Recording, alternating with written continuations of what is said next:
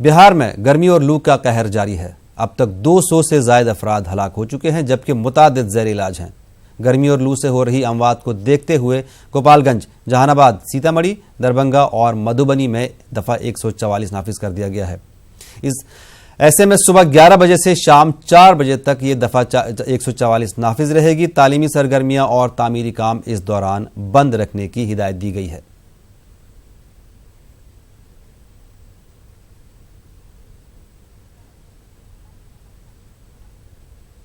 महफूज, कई सारे जिला बिहार के कई सारे अजला में दफा 144 नाफिज कर दिया गया है और फिलहाल अमवात का सिलसिला भी जारी है। इस वक्त की सूरत हाल क्या है वहां पर? देखिए गौहर, बिहार में जिस तरह से गर्मी अपने शबाब पर है, हीट वेव के चलते आप देख रहे हैं कि 200 लोगों की जानें अब तक जा चुकी है और सबसे ज़्यादा गया, औरंगाबाद और नवादा में लोगों की मरने की खबरें हैं। 150 के करीब सिर्फ 3 ज़िलों से लोग जो है लू के चपेट में आए हैं और उनकी मौत हो गई है। सवाल सबसे बड़ा यहाँ ये है कि हुकूमत की तरफ से क्या इंतजामात किया जा रहा है। ज़िला इंतज़ामिया ने 144 दफ़ा लगाकर इस बात को रोकने की कोशिश की है कि जो लोग काम कर रहे हैं धूप में, वो धूप में काम नहीं करें 11 बजे से लेकर 5 बजे तक, ताकि लोगों को लू नहीं लगे और मरने वालों की तादाद कम हो जाए। बड़ा सवाल ये है कि जिला मतलब जो जिला हेडक्वार्टर है, सिर्फ मौतें सिर्फ जिला हेडक्वार्टर में नहीं हो रही है बल्कि दूर दराज के इलाकों में हो रही है। लू किसको लग रहा है? लू उसको लग रहा है जो 2 वक्त की रोटी के लिए दिन रात खेतों में काम करता है, मजदूरी कर रहा है, उसको लू लग रहा है। यहाँ हुकूमत की तरफ से जिलों में पानी का इंतजाम नहीं है, शेड का इंतजाम नहीं किया गया है। पीएचसी की हालत सबसे ख़राब है। लू लगने के बाद आधे घंटे और 1 घंटे में लोगों की मौत हो जा रही है। पीएचसी में किसी तरह का कोई इंतजाम नहीं है कि तुरंत जो है फौरी तौर पर कार्रवाई हो सके, उसका इलाज किया जा सके और लू लगने वाले जिनको लू लग रहा है उनकी जान को बचाया जा सके। इस तरह का कोई इंतजाम नहीं है। आप देख रहे हैं कि मुजफ्फरपुर में जिस तरह बच्चों की मौत पर पूरे बिहार में हड़कंप मचा हुआ है, 144 बच्चे अब तक मौत के आगोश में सो चुके हैं।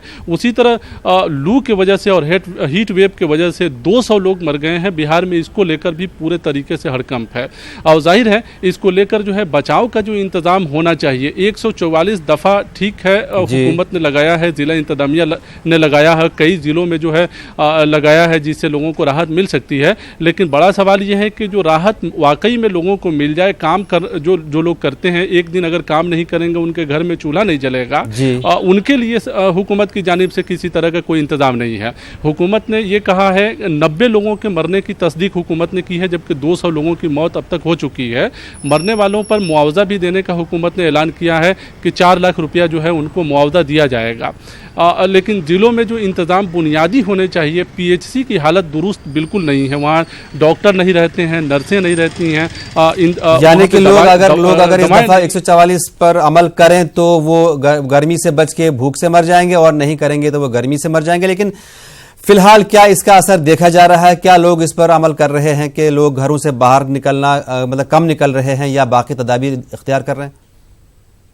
देखिए गौहर, बात सही है कि लोग वैसे भी घरों से कम निकल रहे हैं। जिस तरह से गर्मी की शिद्दत है, 11 बजे के बाद और दोपहर में ख़ास तौर से शहर में एकदम से सन्नाटा है। रोड पे आप देखेंगे, पटना में अगर देखें, पटना में ज़बरदस्त ट्रैफिक तमाम सड़कों पे होता है। पटना में दिन में ऐसा लगता है बिल्कुल सन्नाटा है, आदमी नहीं है। खुद पटना सिटी में 2 लोग जो है लू से 2 लोगों की मौत हुई है।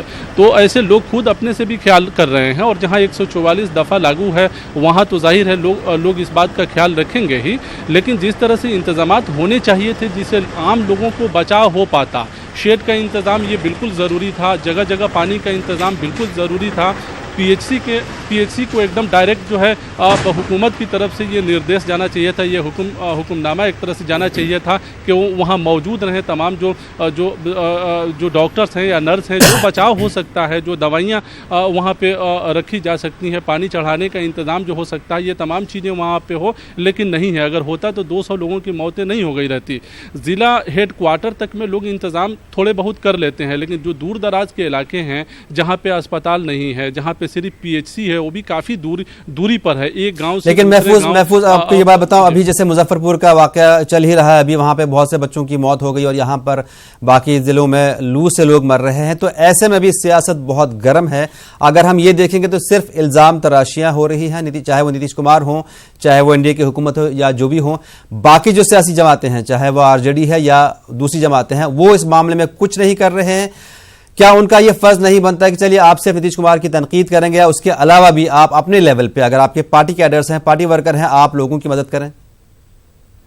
देखिए गौहर, बहुत बड़ा सवाल है ये कि जो अवामी नुमाइंदा है, जो इंतखाब जीत कर आया है, जिसको लोगों ने वोट दिया है और जिताकर भेजा है, ईमान में असेंबली में भेजा है, उनकी ये जिम्मेदारी ज़रूर बनती है कि वो लोगों के बीच में बेदारी मुहिम चलाएं। और इस खौफनाक माहौल में, इस संकट के माहौल में, जहाँ बच्चे जो है मुजफ्फरपुर में मर रहे हैं दिमागी बुखार से, 144 ये तादाद इस बार का हो गया, 200 लोग जो है लोग मर गए लू में। इसमें जो है वो कम से कम जो है हमदर्दी का इजहार करें, लोगों के ग्राउंड पे जो है वो काम करें, अपने लेवल से जितना कुछ हो सकता है वो करें। लेकिन यहाँ सियासत जो है, सियासत भी अपने शबाब पर है। आपने देखा कि वजीर आला नीतीश कुमार खुद जो है मुजफ्फरपुर में इतने दिनों के बाद जो है उनका दौरा हुआ, तो जाहिर है इतना ताखिर से दौरा होना भी अपने आप में कई सारी बातें कह देता है, बता देता है।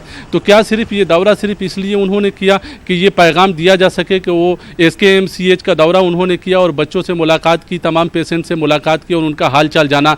बाद में जो है उन्होंने ऐलान किया कि 2500 बेड का वो अस्पताल बनेगा, जहां पे अभी बेड की तादाद कम है, एक एक बेड पर 2-2 पेशेंट को सुलाया गया है। लू से मरने वाले लोगों की जो तादाद है, PHC में किसी तरह का कोई इंतजाम अभी तक नहीं किया गया है। जिला हेडक्वार्टर में जो अस्पताल है उनकी हालत जो है समझा जा सकता है, जहाँ किसी तरह का कोई इंतजाम नहीं होता है। अब वहाँ एक तो डॉक्टर नहीं होते हैं और जो बुनियादी सहूलत है, जो बुनियादी इंफ्रास्ट्रक्चर हो सकता है अस्पतालों में, वो नहीं है।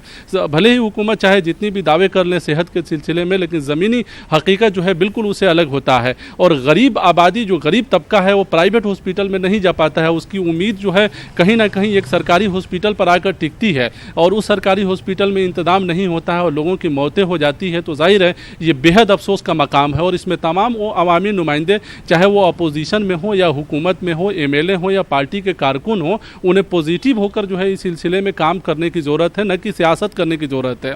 लेकिन यहाँ कहीं ना कहीं सियासत होता है, ये पैगाम देने की कोशिश की जाती है कि हम जो है लोगों के लिए भला कर रहे हैं, जबकि हकीकत ये है कि आप देख रहे हैं कि किस तरह से दोनों मरहले में, या तो दिमागी बुखार के मामले में भी और लू के मामले में भी, मौत किस तरह से तेजी से हो रही है। लेकिन बचाया जा सकता है। एक तरफ चमकी बुखार का कहर जारी है तो दूसरी तरफ लू से लोग मर रहे हैं। हर तरफ से बिहार पर इस वक्त कहर ही है।